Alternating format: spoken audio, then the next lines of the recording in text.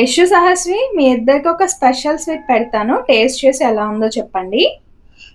ఏంటమ్మా బాగుంది.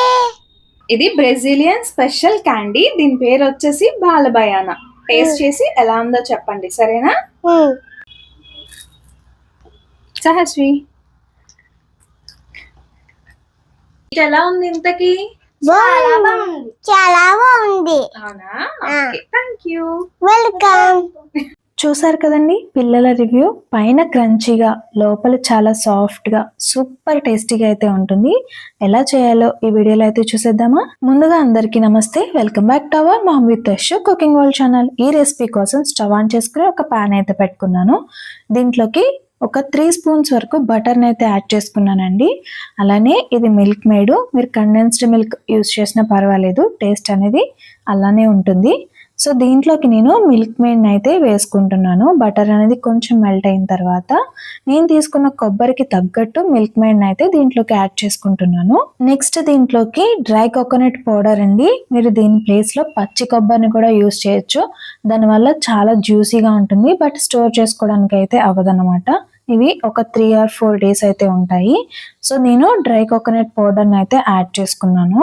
సో వీటన్నింటినీ కలిసేలాగా లో ఫ్లేమ్లో ఉంచుకొని ఒక 2 or 3 మినిట్స్ పాటు వేయించుకోవాలి. ఈ ప్రాసెస్ చేస్తున్నంతసేపు ఫ్లేమ్ అనేది హైలో అస్సలు పెట్టొద్దండి, ఎందుకంటే ఇవన్నీ అడుగు పట్టేస్తాయి. సో లోలో ఉంచుకుని మాత్రమే చేసుకోవాలి. ఇలా నేను ఒక 3 నిమిషాల పాటు కలుపుతూ ఉంటే మనకి ఇదంతా దగ్గర పడిపోయింది, చూస్తున్నారు కదండి.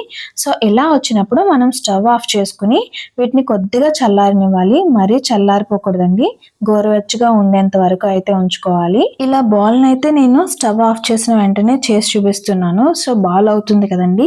ఇప్పుడు దీన్ని కొద్దిగా గోరువెచ్చగా అయ్యేంత వరకు పక్కన పెట్టుకుని తర్వాతనైతే బాల్ లా చేసుకుంటున్నాను. సో మనకి ఏ సైజ్ కావాలి అనుకుంటే ఆ సైజ్ బాల్స్ లో అయితే చేసుకోవాలి. రౌండ్ గా బాగా వస్తున్నాయి కదండి, సో ఇలా ఉంటే సరిపోతుంది. నెక్స్ట్ మనం 2 హ్యాండ్స్ ని యూస్ చేసి ఇలా బాల్స్ లో అయితే ఎన్ని వస్తే అన్నింటినీ చేసుకుని పక్కన పెట్టుకోవాలి. అన్ని ఇంట్లో ఉంటే గనక ఈ స్వీట్ క్యాండీ రెసిపీని సింపుల్ గా ఎవరైనా చేసేసుకోవచ్చండి. చాలా తక్కువ టైంలో అయితే అయిపోతుంది. టేస్ట్ అయితే చాలా చాలా బాగుంటుంది. ఎవరైనా ట్రై చేయకపోతే తప్పకుండా ట్రై చేయండి. మొత్తం అంతా బాల్స్ లా చేసుకుని పక్కన పెట్టుకున్న తర్వాత స్టవ్ ఆన్ చేసుకుని అడుగు కొద్దిగా పలుచుగా ఉండే గిన్నెను కానీ లేకపోతే ఏదైనా కడాయిని కానీ పెట్టుకోవాలండి క్యారమిల్ చేసుకోవడం కోసం. దీంట్లోకి బాల్స్ కి తగ్గట్టుగా షుగర్ని అయితే వేసుకోవాలి. క్యారమిల్ లేయర్ అనేది పైన ప్లెయిన్ గా ఉండకుండా నేను కొద్దిగా నా స్టైల్లోకి కన్వర్ట్ చేసుకుని 1 స్పూన్ వరకు నువ్వులు, అలానే మంచి ఫ్లేవర్ కోసం వెనిలా ఎసెన్స్ ని 3 డ్రాప్స్ వరకు యాడ్ చేసుకున్నానండి. ఈ క్యారమెల్ చేసుకునేటప్పుడు మాత్రం చాలా జాగ్రత్తగా చేసుకోవాల్సి ఉంటుంది. కొద్దిగా మనం పక్కకి వెళ్ళినా సరే అది అడుగు పట్టేసి చేదు అయిపోతుందండి. సో చూసుకుంటూ కలుపుకోవాలి. ఇది థిక్గా అయిపోతుంది అనిపించుకుంటే కనుక కొద్దిగా వాటర్ అయితే వేసుకొని కలుపుకోవాలి, అప్పుడు లూజ్ అవుతుంది. చూసారు కదా, ఈ విధంగా వస్తుంది.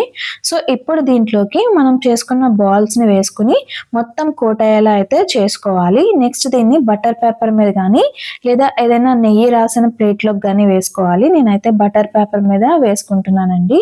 ఈ ప్రాసెస్ అయితే కొంచెం ఫాస్ట్ గా చేసుకోవాల్సి ఉంటుంది, లేదంటే పంచదార అనేది త్వరగా అడుగు పట్టేసి క్యారమిల్ మొత్తం చేదైపోతుంది.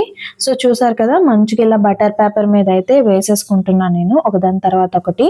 ఈ స్వీట్ క్యాండీ రెసిపీ వచ్చేసి ఇప్పుడు చాలా వైరల్ అయితే అయింది కదండి. సో అందుకనే నేను కూడా ట్రై చేసేసాను. కాకపోతే కొంచెం డిఫరెంట్గా ఉండాలి కాబట్టి నేనైతే నువ్వులు అనేది యాడ్ చేసుకున్నాను. సో నువ్వులు వేసుకోవడం వల్ల టేస్ట్ అనేది ఏమీ పోదండి, ఇంకా టేస్ట్ అనేది ఇంక్రీజ్ అవుతుంది. ఇంత టేస్టీగా ఉండే ఈ స్వీట్ క్యాండీని మీరు ఇంకా ట్రై చేయలేదా? మరి ఇంకెందుకు లేట్, అస్సలు లేట్ చేయకుండా తప్పకుండా ట్రై చేసేయండి. చాలా అంటే చాలా బాగుంటాయి. ఈ క్యాండీని మా పిల్లలు అయితే చాలా ఇష్టంగా తిన్నారు. మీ ఇంట్లో పిల్లలు కూడా అలానే తింటారండి. తప్పకుండా ట్రై చేయండి, నచ్చుతుంది. నా వీడియోకి లైక్, కామెంట్, షేర్, అలానే హైప్ ఇవ్వడం మాత్రం అస్సలు మర్చిపోవద్దండి. కొత్తగా చూసే వాళ్ళైతే తప్పకుండా ఫాలో చేసేయండి. Thank you for watching.